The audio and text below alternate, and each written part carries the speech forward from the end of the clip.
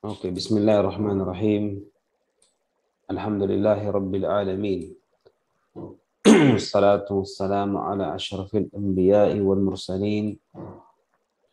Nabiyyuna Muhammadin wa ala alihi wa sahbihi wa man tabi'ahum bi ihsanin ila yaumiddin. Amma ba'd. Assalamualaikum warahmatullahi ta'ala wabarakatuh.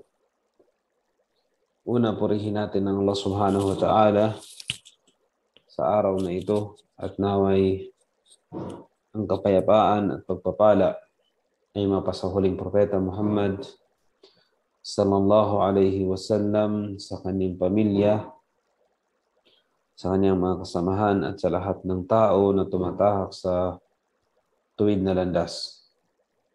Ipagpatuloy natin, nandito pa rin tayo sa Kitabul Janaiz, sa aklat ng Janaiz.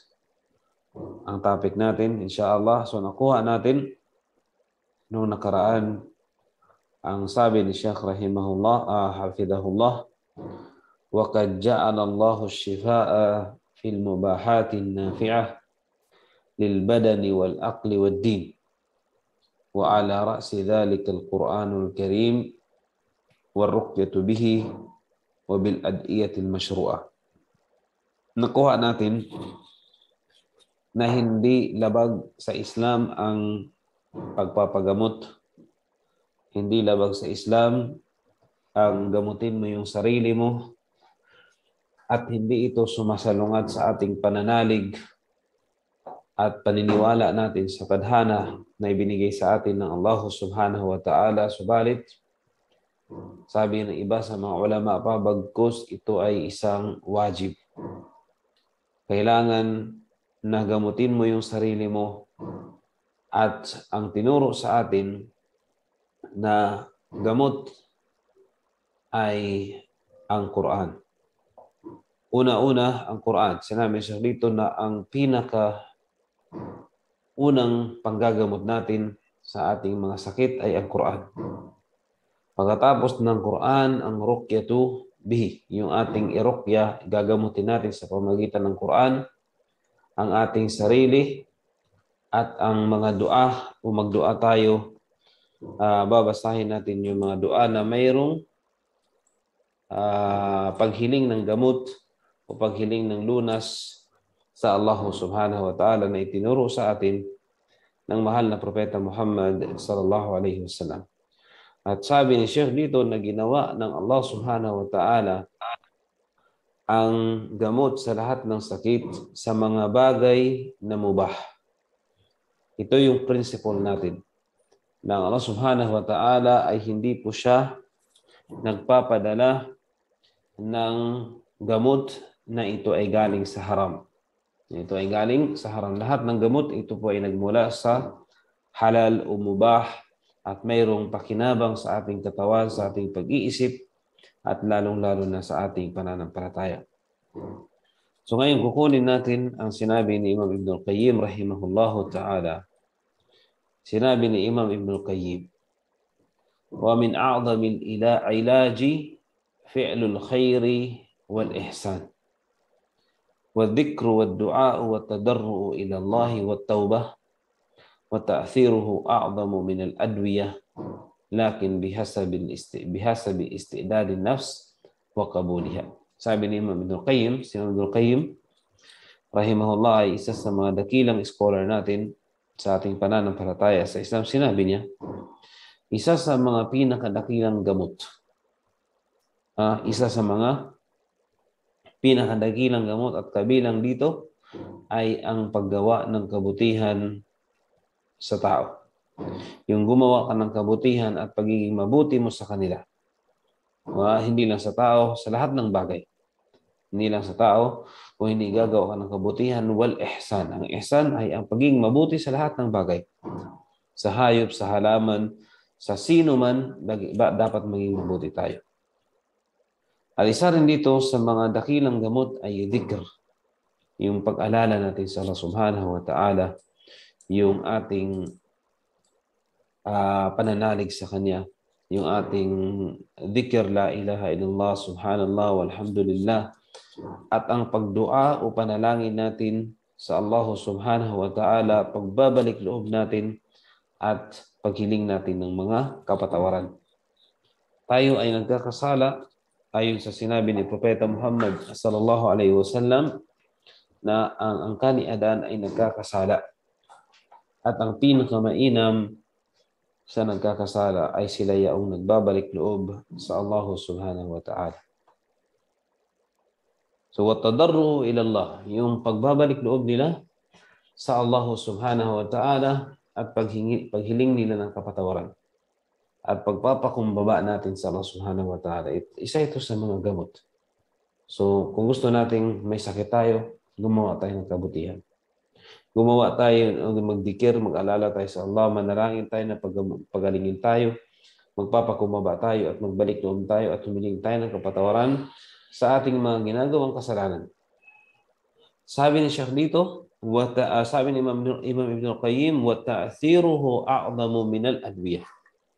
At ang ta'thir, ang resulta o ang epekto ng mga gamot na ito, yung ating paggawa ng kabutihan, ay mas mainam pa sa ordinaryong gamot na mayroon ang ginagawa ang tao o anuman. Katulad ng anumang gamot na ginagawa ng tao. Pero sabi niya, lakin bihasabi istidadi nafs huwa kabuliha. Pero kailangan yung resulta na ito mas dakila pa o mas epektibo pa kaysa gamot na ating iniinom o ating pinanggagamot natin sa mga hospital halimbawa, pero kailangan ang sarili mo ay handa. Ang sarili mo ay mayroong paghahanda at pagtanggap at pananalig sa mga ginawa mo. Katulad ng ikaw ay gumawa ng kabutihan, ikaw ay nagdua sa Allah subhanahu wa ta'ala. So ang epekto nito, ang resulta nito, para gumaling ka ay mas dakila kaysa mga ordinaryong gamot na mayroon tayo at kilala natin. Tapos sinabi ni Sheikh, wala ba'sa bitadawi bil adwiyatil mubaha ala aidil atibba al-arifina bitakhsis al-amradi wa ilajiha fil mustashfayati wa ghayriha. Hindi naman kumukontradict, sabi ni Sheikh dito, walang hindi natin sinasalungat o hindi natin sabi natin tinatanggap natin, labas. Tinatanggap natin ang tayo ay magpapagamot sa mga gamot na mubah. Ibig sabihin ng mubah, halal. Ang mga gamot ng mubah na halal na binibigay sa atin o nare-reseta sa atin ng mga doktor na sila ang nakakaalam base sa kanilang pag-aaral, pagiging specialist nila sa sakit na yun, walang problema na tayo ay kumuha ng gamot at magpagamot tayo sa kanila, sa mga hospital, sa mga klinik o ano man. So, wala pong problema yun. Pero wag muna natin kalimutan na bumalik muna tayo, ito muna yung gagawin natin. Yung tayo ay magdua, manalangin, humiling sa Allah subhanahu wa ta'ala, na tayo ay pagalingin. Tapos, wala rin naman problema kung tayo ay pupunta sa mga doctors para tayo ay magpagamot. Wa tusannu, sinabi siya dito, tusannu, ang ibig sabihin ng tusannu, sunnah. Ibig sabihin, karapat-dapat na nais-nais na gawin, una-una, iyadatul marid. Iyadatul marda. Ang pagdalaw sa may sakit. Marami sa atin, nagkakasakit. Sino man, kaibigan mo, kamag-anak mo, magulang mo, sino man sa mga tao na kilala mo, may sakit. Ano yung sunnah? Sunnah na sila idalawin. Sunnah o mainam at mabuti na sila idalawin. Dahil mga kapatid, ang taong may sakit, nagkakaroon po siya ng parang depression, nagkakaroon siya ng anxiety, nagkakaroon siya ng kalungkutan, sadness sa kanyang sarili, at marami pa siyang iniisip, lalong-lalo na kapag yung sakit niya ay malala at yung iba ay talagang malalang sakit. Alam natin yun. So, ang narapat sa kanila, tayo na mga malusog ay dalawin sila. Ito po yung sunnah na itinuro sa atin ng pananampalatayang Islam. Upang alin?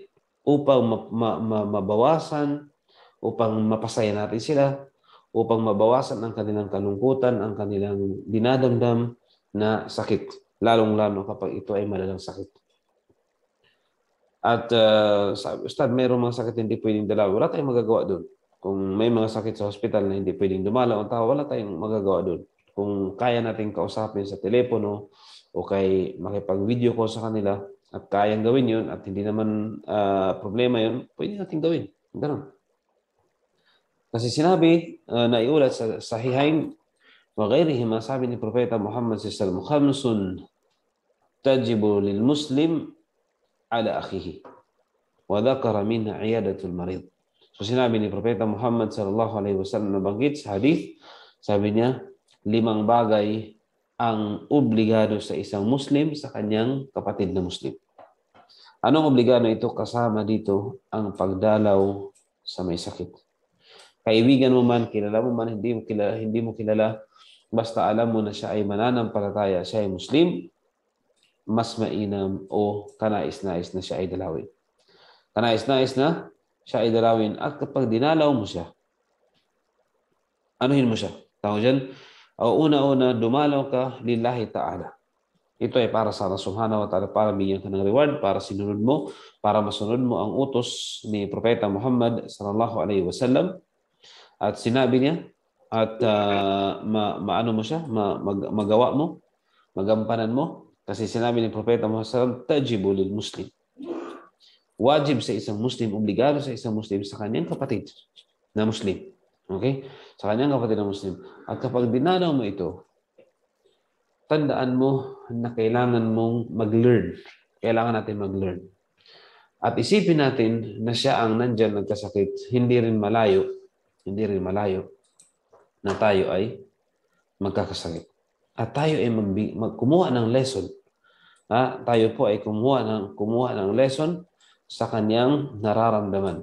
Na ang isang tao ay darating minsan na magkakasakit siya o ano man ang kanyang mararamdaman. So ito po. Tapos sabi ni Sheikh dito, ito yung mga panuntunan natin, فَإِذَا زَارَهُ سَأَلَ عَنْ حَالِهِ. Kapag dinalaw mo na siya, kasi inutusan tayo ng Islam na dalawin siya, ano ang katuruan naman sa pagdalaw? Sa'ala an halihi. Ano ang gagawin niya? Kumustahin mo siya. Kumusta na kalagayan mo? Ano ng balita? Kumusta na ikaw na ba ay pagaling? O ano ba? So, pwede yun. At walang problema yun sa tanungin mo siya sa kanyang kalagayan. Faqad kana an-nabiy sallallahu alaihi wasallam yadanu lil maridi wa yas'aluhu an hali. So si Propeta Muhammad sallallahu alaihi wasallam, kapag dumalaw siya sa mga may sakit, tinatanong niya ang kanyang kalagayan. Ang kanyang kalagayan. So ito po ang sunnah na gagawin niya. Pagkatapos, wa takunu ziyaratu yawman ba'da yawm aw ba'da yawmayn.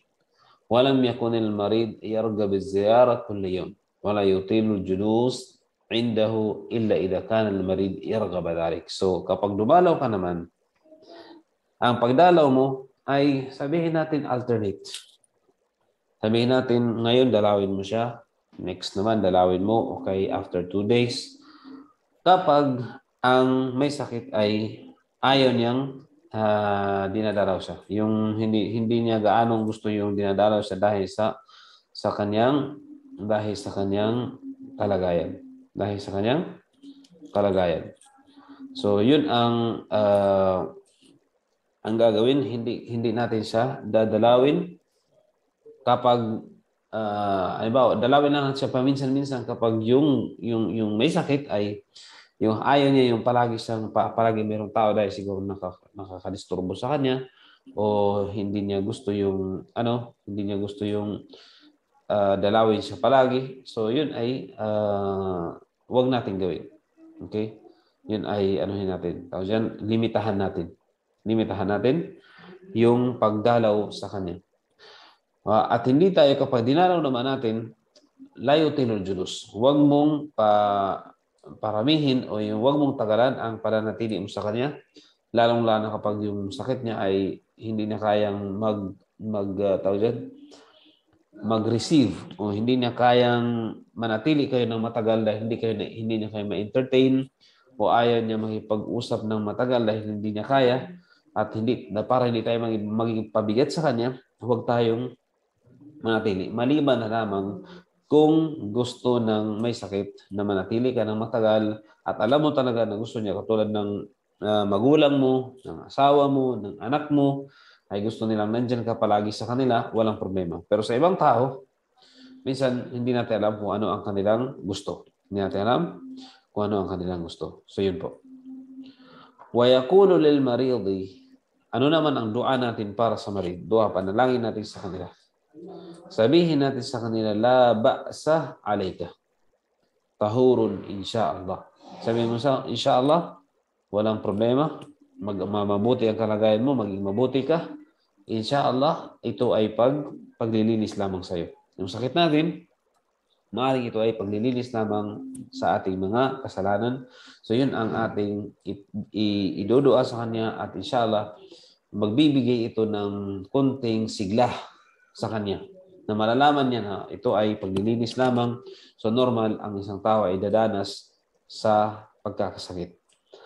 وَيُدْخِلُ عَلَيْهِ السُّرُورَ. So ito naman ang gagawin natin. Kapag may sakit siya, ibibigay natin sa kanya yung kasiyahan. Pasayahin natin siya. Ano ibig sabihin ng pasayahin siya?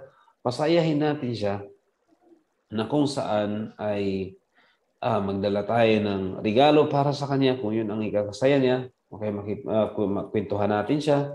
Okay, basahan natin siya ng Quran kung gusto. Basta ang mahalaga ay bigyan natin siya ng kasiyahan.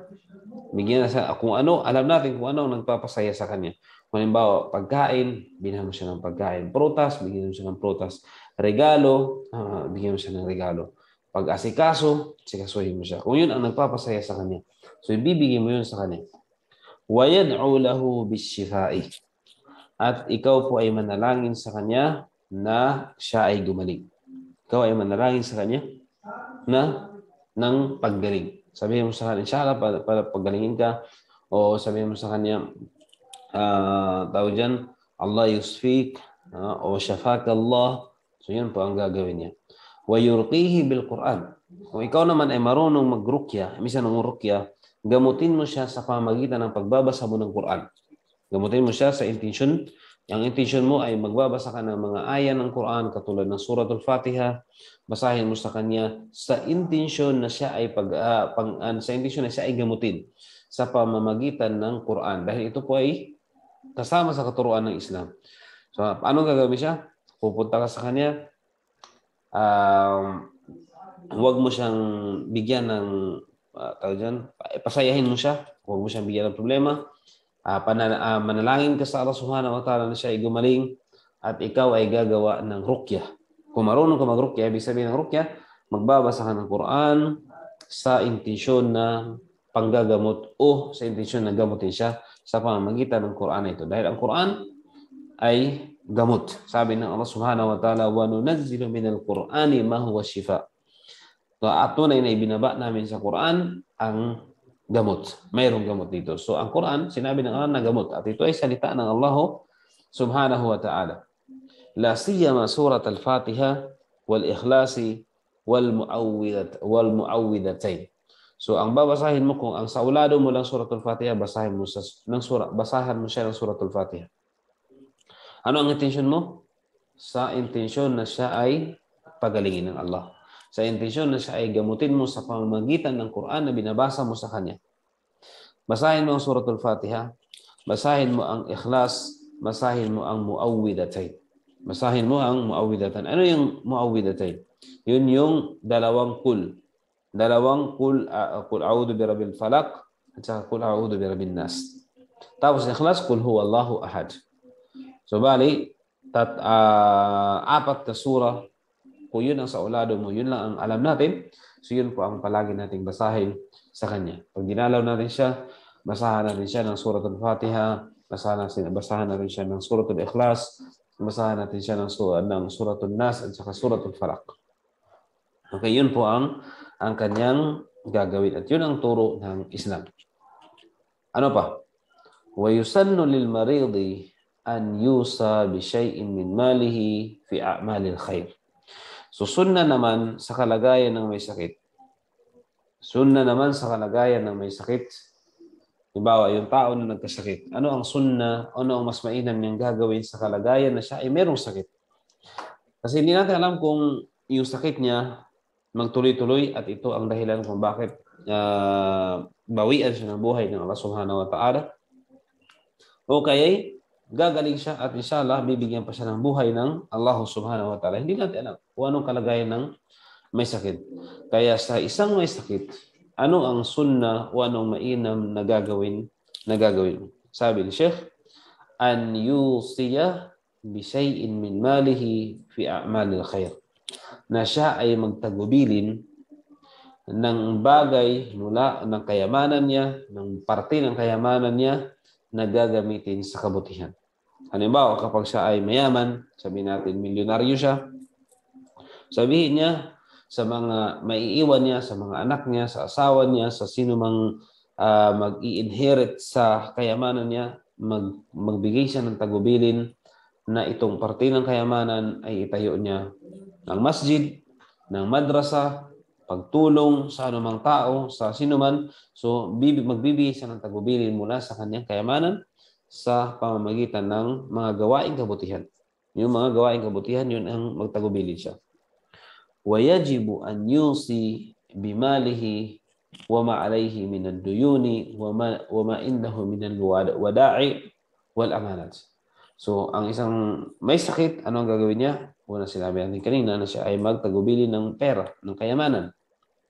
At sabihin niya sa mga naiwan niya, bayaran ang kanyang utang. Halimbawa, mayroon siyang utang. Halimbawa, naalala niya, mayroon siyang utang sa kay ganito.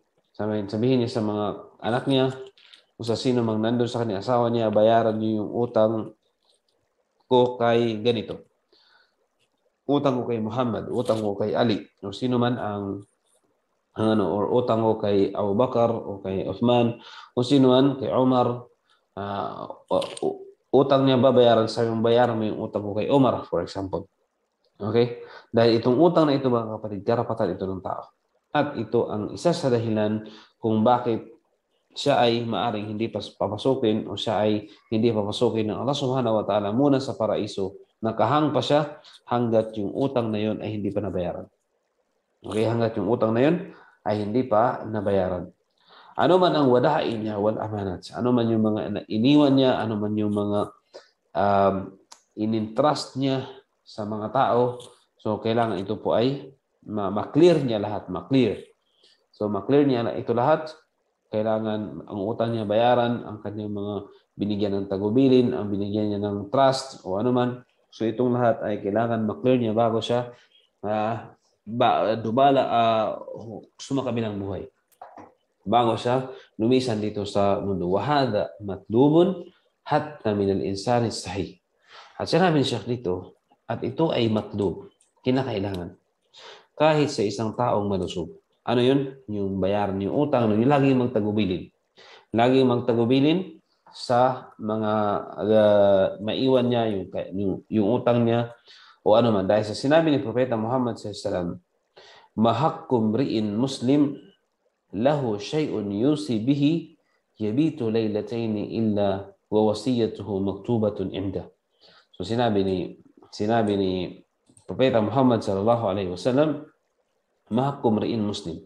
Isa sa mga karapatan ng isang Muslim ay ang lahu shay'un yusi, na mayroon siyang bagay na naiwan na maglagay siya ng tagubilin bago siya matulog ng every 2 nights, magbigay siya ng tagubilin. Halimbawa sabihin niya sa asawa niya, sa anak niya, dahil hindi natin alam, sa pagtulog mo ay ikaw ay babawian ng Allah ng buhay at meron kang may karapatan sa iyo, meron kang pinaasa, meron kang tao diyan, binigyan ng, sabi natin, bigyan kita ng ganito, tulungan kita. So hindi yun dahil namatay ka. So isulat mo yun lahat. Dapat nakasulat to. So kailangan nakasulat ang mga tagubilin mo. Kasi ganito, mayroon akong utang, bayaran niyo pag namatay ako. Ito ay pinangakuan ko ng ganito. Yan ay isulat mo at ipaalam mo, kailangan ito ay nakasulat lagi. So huwag kang matulog, sabi niya, isa sa karapatan mo na bago ka matulog ng dalawang gabi, kailangan na mayroon kang nakasulat na mga wasiya. Okay? Mga tagubilin. Yun ay isa sa mga karapat-dapat gawin. وذكر ليلتين تأكيد للتحديد فلا ينبغي أن يمضي عليه زمان وإن كان قليلا إلا وصيته مكتوبة عنده. So sinabi ni Sheikh dito, ito sinabi ni Propeta Muhammad SAW na dalawang gabi, huwag kang matulog ng dalawang gabi, maliban na nakasulat ang mga tagubilin mo. Hindi ito tahdid. Ibig sabihin ng tahdid, hindi ito paglilimitan na kailangan dalawang gabi.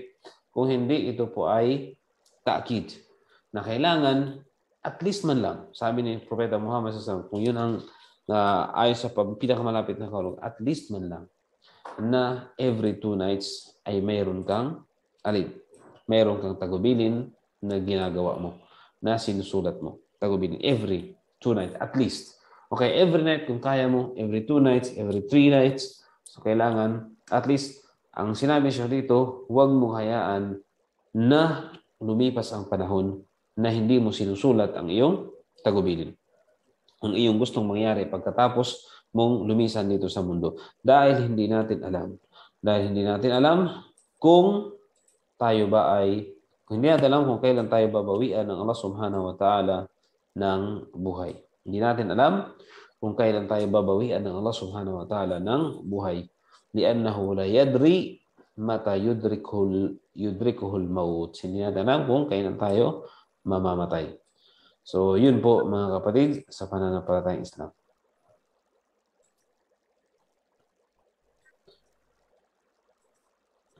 Okay.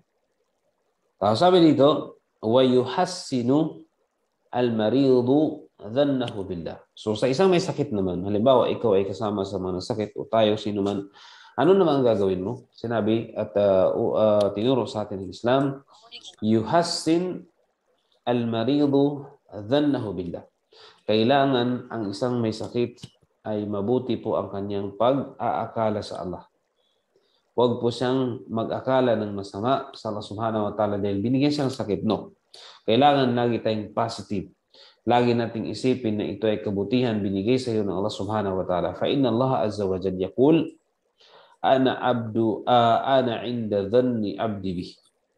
Sabi ni Propeta Muhammad SAW na sinabi ng Allah Subhanahu wa Ta'ala, inulat niya mula sa Allah Subhanahu wa Ta'ala, tunay na ang Allah Subhanahu wa Ta'ala ay nandun sa kung ano ang iniisip ng kanyang alipin.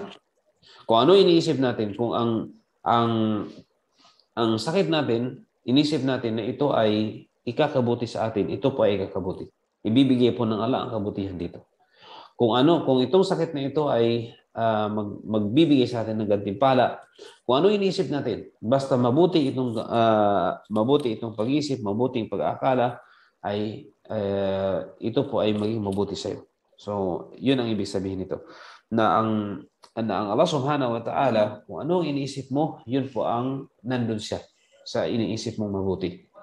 Kaya wag tayong mag-akala, wag tayong mag-isip sa Allah Subhanahu wa Ta'ala ng salungat sa mga kabutihan na pag-iisip natin sa Kanya. Dahil hindi tayo binigyan ng Allah ng sakit na ito, maliban na lamang na ito ay kakabuti sa iyo. Sa iyo, sa sino man, ito po ay pag-aalala kahit sa walang sakit. Sa taong walang sakit, malusog sila. Sa taong malusog, at nakita nila mayroong sakit ang isang kapatid. So, ito po ay mayroong di pakinabang sa kanya. Bakit? Ito ay magbibigay sa kanya ng lesson na lahat ng maaaring darating ang panahon na siya rin ay magkakasakit at paghandaan niya ang kanyang gagawin at alam niya ang kanyang gagawin inshallah kapag dumating na siya ay magkasakit. So yun po ang yata'akkad dalika inda ihsasihi biliqa'illah. So kailangan i-sure niya ito at halimbawa talagang naghihingalo na siya at matindi ang kanyang sakit at sabihin niya parang ito na yung huling buhay ko. So inshallah maging mabuti siya at handa siyang harapin sa ang Allah Subhanahu wa Ta'ala sa kabilang buhay. Handa siyang humarap sa Allah Subhanahu wa Ta'ala at Iisipin niya palagi na inshallah, itong buhay ko, inalay ko sa Allah, ako ay papasukin ng Allah sa paraiso, inshallah, nagpatawarin ng Allah ang aking mga kasalanan. Yun po. وَيُسَنُّ لِمَنْ يَحْضُرُهُ يُسَنُّ لِمَنْ يَحْضُرُهُ تطميعه في رحمة الله ويغلب في هذه الحالة جانب الرجاء على جانب الخوف وأما في حالة الصحة فيكون خوفه ورجاؤه مستويين. So yusannu liman yahduruhu, ibig sabihin nito sunnah sa sino man ang naghihingalo na. Sunnah ibig sabihin kanais-nais sa sino man ang naghihingalo na. Kasi darating ang panahon na ang isang tao ay maghihingalo. Okay? Isang tao ay maghihingalo. So, anong gagawin natin kapag dumating ang isang panahon na naghihingalo na? Maghihingalo na tayo. At, alam natin na ito na yung huling yugto ng buhay natin. Anong gagawin niya? Tatmi'uhu fi rahmatillah. Ang gagawin mo? Ikaw po ay mangarap ng sobra-sobra sa habag ng Allah subhanahu wa ta'ala. Mangarap ka ng sobra-sobra sa sa habag ng Allah subhanahu wa ta'ala wa yughallib fi hadhihi al-hala janib ar-raja ala janib al-khawf. Sa kalagayan ng paghihingalo, kailangan paramihin mo ang alin? Paramihin mo ang raja. Ibig sabihin ng raja, ang pananalig o paghangad na ikaw ay bibigyan ng Allah subhanahu wa ta'ala ng kabutihan.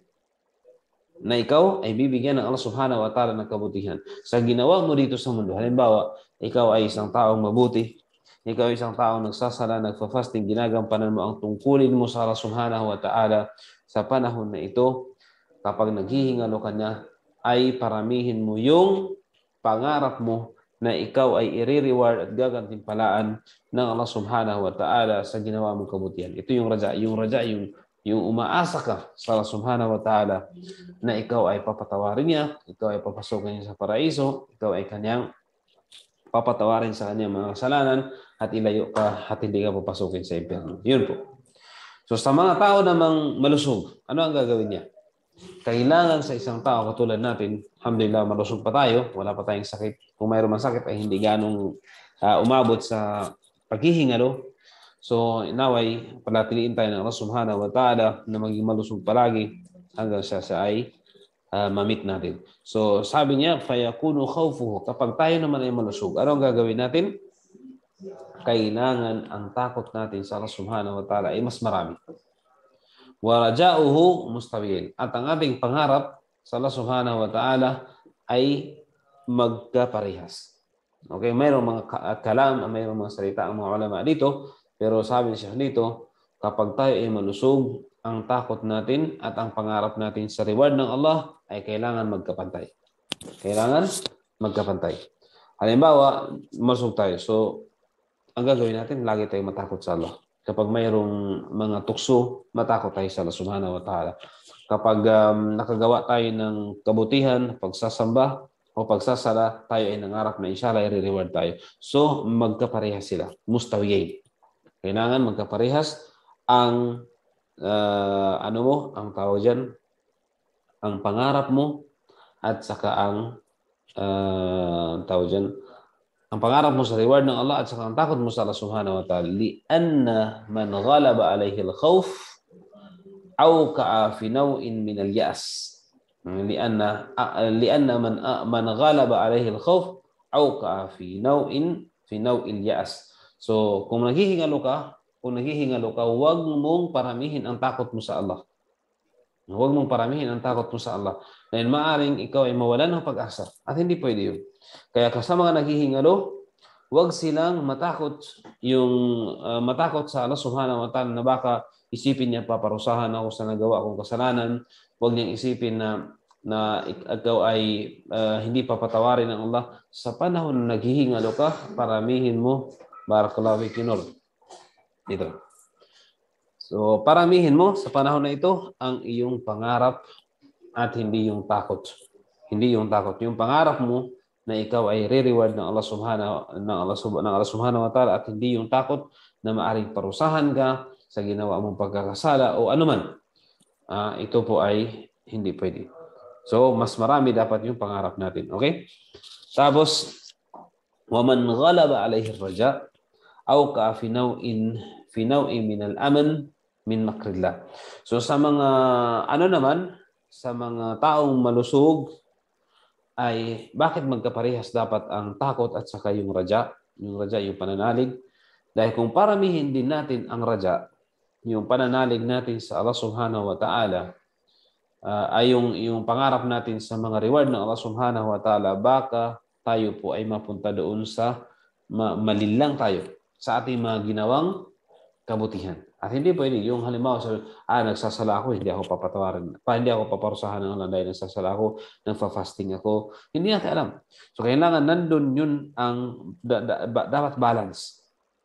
Balance na ikaw ay matakot sa Allah, balance na inshallah sa ginawa mong kabutihan, i-reward ka ng Allah Subhanahu wa Ta'ala. Kailangan parehas sila. Para silang, sabi ng mga ulama, para silang dalawang pakpak ng ating katawan.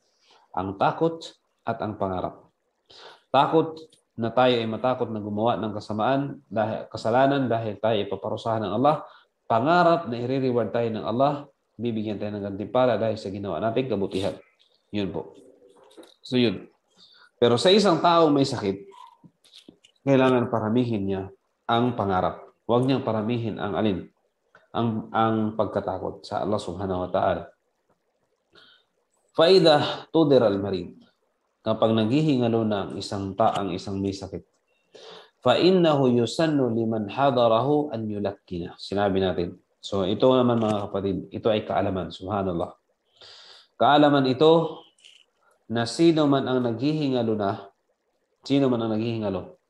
at sino man ang pumunta, dumalaw sa taong naghihingalo, halimbawa magulang mo, anak mo, kapatid mo, asawa mo, o sino man na naghihingalo at pumunta ka doon. At ano ang gagawin mo? Ano ang sunnah? Ano ang gagawin mo? Kailangan italqin mo siya. Ano yung sabihin ng talqin? Yulaqqinuhu bila ilaha illallah. Sabihin mo palagi sa kanya, ipaparipit mo sa kanya. Ipaparipit mo sa kanya ang la ilaha illallah. Sabihin mo sa halimbawa, sa sino man, halimbawa kay Muhammad o kay sino man ang Umar, sabihin mo, ya Umar o kay ya Muhammad, sabihin mo ang la ilaha illallah. Ipaparipit mo yun sa kanya. Ilalagay mo yung parang salita na yun, yung la ilaha illallah sa kanyang bibig.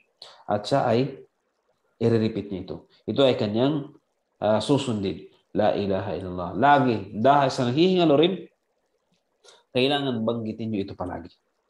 Kailangan banggitin. So, minsan ang sakit ay siya ay wala sa kanyang sa isipan niya dahil sa kanyang nararamdaman. So, kapag tinalkin mo siya, maalala niya na yun pala ang dapat sabihin niya. So, ang huling sabihin mo, ang sasabihin mo, itatalkin mo siya, sabihin mo sa kanya yung la ilaha illallah. Sabihin mo, Muhammad, la ilaha illallah. Sabihin mo, brother or sister or nay or anuman, sino man ang naghihingalo, ay sabihin niyo, la ilaha illallah. La ilaha illallah. Sabihin niyo. Dahil sinabi ni Propeta Muhammad SAW, laqinu mautakum la ilaha illallah. Ipaparipit niyo sa sino mang naghihingalo, yung marapit ng datna ng kamatayan, papasabi sa kanila ang la ilaha illallah. Dapat ito yung pinakahuling masambit nila sa paglisan niya o pagpanaw niya dito sa mundong ito. Wadhalika, ano ang dahilan? Li'ajdi an yamuta ala kalimatil ikhlas. Ano ang dahilan bakit la ilaha illallah? Para mamatay siya sa salitang ikhlas. Ano yung ikhlas? Sa salita na pinaka-pure. Ano yung pinaka-pure na ito?